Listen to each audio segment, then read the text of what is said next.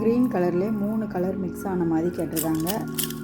இந்த மாதிரி பீட்டில், அப்புறம் இந்த மாதிரி பீட்டில், அப்புறம் இந்த மாதிரி கிளாஸில், இந்த 3ஐயும் மிக்ஸ் பண்ணி நம்ம எடுத்துக்க போகிறோம்.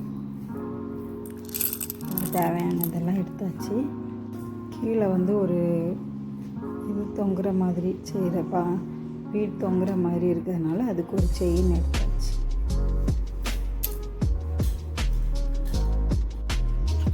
.7 இந்த எலாஸ்டிக் வச்சு தான் நம்ம வந்து இதை வந்து 1 by 1 வந்து கொடுக்கணும்.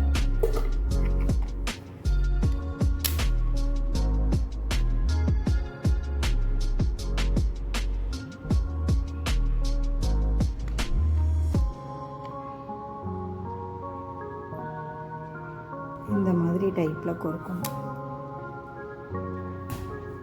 இதான் அந்த க்ரீன் கலர் ப்ரேஸ்லெட். இப்போ மேக் பண்ணியாச்சு.